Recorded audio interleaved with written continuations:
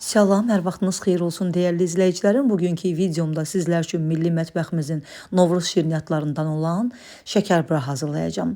Əvvəlcə içlik hazırlayırıq. İçlik üçün 500 qram təmizlənmiş fındıq ləpəsini fındıq çəkən maşından keçirdirik. 500 qram fındıq ləpəsinin üzərinə 400 qram şəkər tozu əlavə edirik və üzərinə 1 çay qaşığı dolu üyüdülmüş hil ədviyyatını əlavə edirik. İçliyimizi qarışdırırıq. Mənim istifadə etdiyim fındıq ləpəsi təmiz, ağarmış fındıq ləpəsi olduğu üçün mən qabıqlarını təmizləməyə ehtiyac duymadım. Amma qabıqlı vəziyyətdə alsanız, onu mütləq çalışın ki, tavada biraz qovurun. Qovurduqdan sonra bir torbanın içərisinə, yəni bu kisə materialında olan bir torbanın, soğan torbasının içərisinə məsələn əlavə edə bilərsiniz və onu yaxşı-yaxşı belə əlinizlə ovaraq qabıqlarından təmizləyə bilərsiniz. Yəni əvvəllər biz rəhmətlik anamın dövründə o cür hazırlayırdıq. İndi isə keçirik xəmiri hazırlamağa. Şəkərburanın xəmirinin, yəni bişərkən istəyirsinizsə şəkərburalarınız ağ olsun, mütləq şəkərburanın unu və yağı ağ olmalıdır. 1 kiloqram un götürmüşəm. Üzərinə demək bir çimdik duz əlavə edirik. Burada duz əlavə etmək tamamilə yadımdan çıxıb. Üzərinə 2 paket vanilya əlavə edirik və 1 çay qaşığı da şəkər tozu əlavə edib bunları hamısını yaxşıca qarışdırırıq. Yəni əvvəlcə quru ərzaqlarımızı qarışdırırıq, amma istifadə etdiyiniz 400 qram yağ çalışın ki, ev temperaturunda tam yumşalmış yağ olsun. Demək 400 qram ev temperaturunda tam yumşalmış yağımızı da əlavə edirik unumuzun üzərinə və əlimizlə ovaraq yaxşı-yaxşı umaç hazırlayırıq. Mən yağı bir gün öncədən soyuducudan çıxartdım və ev temperaturunda qaldı, yumşaldı. Sizlər də əgər məsələn sabah hazırlayacaqsınızsa, bir gün öncədən yağınızı soyuducudan çıxardın, ev temperaturunda mətbəxdə qalsın, yumşalsın. Dəyərli izləyicilərim, kim hardan videomu izlərsə, hər birinizdən çox xahiş edirəm ki, zəhmətə dəyər verib, videolarımızı izləyərkən saniyənizi ayırıb yuxarıda gördüyünüz bəyən düyməsinə toxunaraq videolarımızı bəyənməyi unutmayın. Əgər bəyənirsinizsə, yaxınlarınıza da paylaşın. Umacımızı hazır etdikdən sonra, demək çay qaşığının ucunda maya götürürük. Yəni yarım çay qaşığından da az burada quru maya var. Üzərinə əlavə edirik 1 xörək qaşığı ilıq su və mayanı su ilə həll edirik. Qoyuruq bir kənarda qalsın. Daha sonra isə 3 ədəd iri ölçüdə yumurta götürürük. Yumurtaları ağlarını sarılarından ayırırıq. Yumurtaların ağlarını istifadə etmirəm. 3 ədəd yumurtanın sarısının üzərinə 400 qram 25% xama əlavə edirəm. Şəkərbura xəmiri üçün, paxlava xəmiri üçün götürdüyünüz, istifadə etdiyiniz xama mütləq çalışın ki, keyfiyyətli xama olsun, çox duru sulu xamalardan olmasın və yağlı xama olsun. Çünki duru xama olduqda xəmiri də zay eləyir. Yəni xəmiri yayarkən xəmir cırıla bilər, yəni ələ gəlməyə bilər. Ona görə mütləq çalışın ki, istifadə etdiyiniz xama bərk xama olsun və yağlı xama olsun. Duru xamalardan istifadə etməyin. Duru və yağsız. Yəni bu cür xamalardan istifadə etməyin. Gördüyünüz kimi 3 ədəd yumurtanın sarısının üzərinə 400 qram xamanı əlavə edirəm və bunları birlikdə qarışdırıram ki, biraz rəngi ağarsın. Birbaşa umacın üzərinə əlavə etmirəm ki, şəkərbura xəmiri ağ olmalıdır. Yəni əlavə edərkən yumurta öz sarılığını xəmirə çıxarmasın. Ona görə xama ilə birlikdə bir qədər ağarana qədər qarışdırıram, əlavə edirəm umacın üzərinə və mayanı da 1 xörək qaşığı suda həll etmişdim. Bunu da əlavə edirəm üzərinə. Üzərinə də 40 milli ev temperaturunda olan, yəni soyuq halda südümüzü əlavə edirik və başlayırıq xəmirimizi yoğurmağa. Südü qətiyyən digər mayalı xəmirlərdə olduğu kimi qızdırmağa ehtiyac yoxdur. Qətiyyən qızdırmayın. Çünki şəkərbura xəmiri mayalanmalı deyil. Ona görə ya ev temperaturunda olmalıdır və hətta soyuducudan çıxardıb da belə istifadə edə bilərsiniz. Yəni ev temperaturunda və ya soyuq olsun süd. Qətiyyən isti, ilıq olmalı deyil. Və burada mən yarım stəkan, yəni 100 milli süd götürmüşəm, amma südün hamısını istifadə etmirəm. 40 milli süddən istifadə etdim. Yəni cəmi 40 milli süd istifadə edirəm bu xəmir üçün. Bir də nəzərinizdə saxlayın ki, şəkərbura xəmiri qoğal xəmirinə, paxlava xəmirinə nisbətdə bərk xəmir olmalıdır. Yəni onlar kimi yumşaq xəmir olmur. Burada düzdür, mən biraz qol gücü istifadə edirəm, biraz bərk xəmirdir. Amma videomuz çox uzun alınmasın deyə videonu tezləşdirmişəm. Ona görə də yenə də qeyd edirəm ki, yəni xəmirimiz bərk xəmir olmalıdır. Şəkərbura xəmiri ümumiyyətlə bərk olur.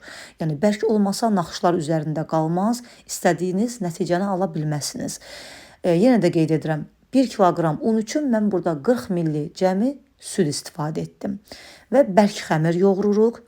Xəmiri yaxşıca yoğurduqdan sonra üzərini qalın bükmürük, sadəcə üzərinə bir salafan örtürük, bir çay dəsmalı atıb masanın üzərində saata baxırıq, 20 dəqiqə gözlədirik.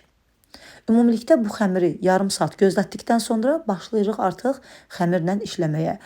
Sadəcə 20 dəqiqə gözləyirəm.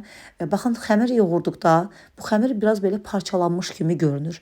20 dəqiqə gözlədirəm bunu. 20 dəqiqədən sonra bir dəfə də yoğururam yüngülvari. Yəni 2-3 dəfə belə xəmiri çeviririk, övkəliyirik.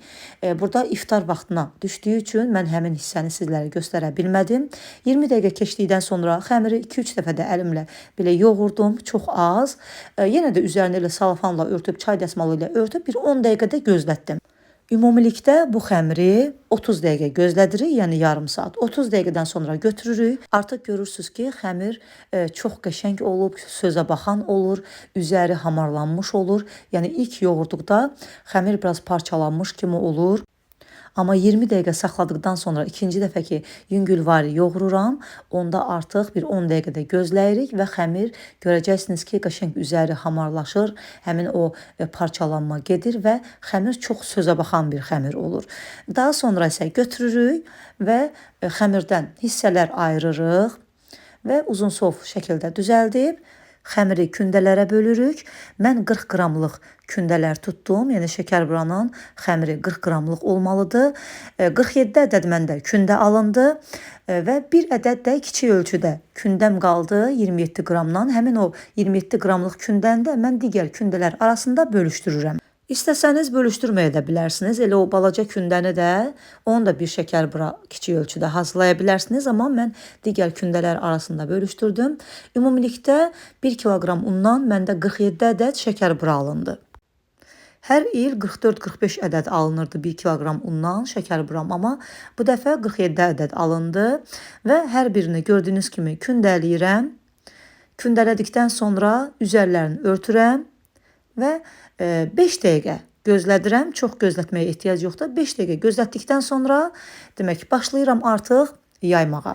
Mən şəkərburaları tək hazırladığım üçün xəmirimiz qalıb mayalanmasın deyə ona görə nə qədər hazırlayacağımsa hissə masamın üzərinə yığdım. Qalan kündələrimin də üzərini salafanla örtüb eyvanda saxladım. Bunları istəsəniz soyuducuda da saxlaya bilərsiniz. Yox, əgər soyuducunuzda yer yoxdursa, soyuq eyvan varsa, soyuq eyvanda da saxlaya bilərsiniz. Yəni lazım olduqca götürüb istifadə edirik. Və 20-25 dənəsini belə 25 ədəd mən yaydım. Masanın üzərində, salafanın altında gözlətdim və daha sonra isə başladım içliyi qoyaraq bükməyə. Mən 3 çay qaşığı içlikdən əlavə edirəm. İçliyi xəmirin içərisinə doldurmamışdan öncə, demək adi soyuq su götürmüşəm gördüyünüz kimi. Barmağımı soyuq suya batırıram və xəmirin kənarlarına biraz su vururam ki, bükərkən xəmir yaxşı bükülsün. Yəni xəmirimizin ağzı açılmasın, yaxşı bağlansın. Və gördüyünüz kimi baxın bu cür edirik. 3 çay qaşığı içlikdən əlavə edirik və hamısını büküb yığırıq. Əvvəlcə hamısının içliyini, yəni hamısını dedikdə 25 ədədini mən götürmüşəm. 25 ədədini hazırlayıram, içli yayıram, içliyi doldururam, bükürəm, naxışlayıram. Daha sonra isə keçirəm digər kündələrdən gətirib yenə də hazırlamağa. Sizlər də tək köməksiz hazırlasanız mütləq kündələri soyuq yerdə saxlayın. Və beləcə hissə götürüb hazırlayın. Bir də xəmiri götürərkən mütləq hər iki üzünə baxırsınız. Hansı hissəsi biraz nahamardırsa, həmin o nahamar hissədən içliyi əlavə edib bükün. Ki, həmin hissə, o nahamar hissə içəridə qalsın. Və 3 çay qaşığı belə dolu, çay qaşığı içlikdən əlavə edirik. İçlik də hamısına yetərincə çatır. Hətta mənim içliyim burada bir qədər də artıq qaldı. Və biraz görürsünüz içliyi əlavə edib kənarlarını bükdükdən sonra xəmiri 1-2 dəfə də masanın üzərinə çırpırıq ki, içərisində hava qabarcıqları qalmasın. Və beləcə içliklərini doldurduqdan sonra dik halda görürsünüz, mən salafanın altında saxlayıram bunları və götürürəm iynə ilə, bükdüyümüz hissədən biraz iynə ilə batırırıq, hava qalmasın deyə bunları edirik. və kənarlarını bükürük. Kənarlarını bükdükdən sonra üzü aşağı salafanın altına yerləşdiririk. Baxın, görürsünüz, bu hissədən iynə ilə 5-6 yerdən batırırıq və bükürük. Bükməyi, naxışlamaqda artıq qalıb zövqə. Necə bacarırsınızsa, o cürdə bükə bilərsiniz, naxış vura bilərsiniz. Mən də öz bacardığımı təbii ki, sizlərlə paylaşıram. Və baxın, belə kənarların hamısını bükürük və üzü aşağı salafanın altına düzürük. Qeyd etdiyim kimi, mən tək hazırladığıma görə, yəni köməksiz hazırladığım üçün 25-25 hazırlayıram. 25 ədəd kündəmi götürdüm, yaydım. Yaydıqdan sonra içliyi əlavə etdim, kənarlarını bükdüm. Ən sonda isə naxış vururam və naxış vurduqdan sonra da məsafəli şəkildə listimizə düzürük. Listin içərisində də qalıb naxışları qurumalıdır. Gördüyünüz kimi, baxın, bu cür naxış vururam, yəni öz bacardığımı sizlərlə paylaşıram. Mənim istifadə etdiyim maqqaşda bilirəm, soruşacaqsınız, 11 dişli maqqaşdır. Və baxın, naxış vurmamışdan qabaq şəkərburanın biraz üst tərəfini masanın üzərinə yerləşdirib ovcumun içərisilə çox az belə sıxıram ki, üzəri formasını alsın. Və ən alt hissədən başlayıram naxış vurmağa. Və bu cür 25-25 kündələrimi götürürəm. Hazırlayıram hər birisini, listimizə düzürəm. Yenə də qeyd edirəm, bu reseptlə məndə 47 ədəd şəkərbura alındı 40 qramdan. 3 list dolu şəkərburalar alınır. Onu da deyim ki, bu xəmir döymə xəmir olduğu üçün, yəni çox gözəl bir xəmirdir. Bu şəkərburaları bir ay saxlasaz belə inanın ki, qətiyyən boyatlanmır, xarab olmur. Əksinə qaldıqca daha da yumşalır. Bir də bu şəkərburalar qaldıqca dadları daha da yaxşılaşır, daha da gözəlləşir. Ona görə də yəni bu resepti, bu xəmiri, döymə xəmiri mən çox bəyənirəm. Sizlər də hazırlayın. Nə qədər saxlasanız, bilin ki, yəni xarab olmayacaq, bərkiməyəcək. Əksinə qaldıqca daha da yumşalacaq. Dadı da qaldıqca daha da gözəlləşəcək. Amma dədə-baba üsulu şəkərbura reseptini istəsəniz, onu da deyim ki, o da YouTube kanalımda var. Yəni keçən il sırf dədə-baba üsulu ilə hazırlanan həmin reseptlə şəkərbura hazırlamışdım. YouTube kanalımdan həmin videonda izləyə bilərsiniz. Və şəkərburalarımızın hamısını artıq qurtardım, naxış vurdum və listimizə məsafəli şəkildə düzdükdən sonra baxın, üzərinə qətiyyən heç bir şey örtmədən bunların hamısını bu cür belə saxlayırıq. Təbii ki, yenə də qeyd edirəm, mən tək hazırladığıma görə artıq ilk hazırladığım listdən bişirməyə başlayacağım. Çünki baxın, bu ilk listimdir. Üstü açıq belə saxlayırıq bunları ki, üzərində olan naxışlar qurusun.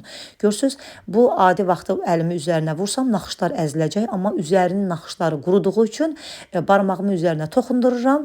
Üzəri artıq qupqurudur. Bu cür əlinizi vuranda ki, görürsünüz ki, naxışlar quruyub. Naxışlar quruduqdan sonra artıq sobanızı yandırırsınız və bükdüyümüz hissələrdən, bir də şəkərburanın orta hissələrindən belə iynə ilə 5-6 yerdən batırırıq ki, bişərkən artıq qabarcıqlar içərisində olmasın, şişmə olmasın və üzərinin naxışları da quruduğuna görə artıq bişiririk.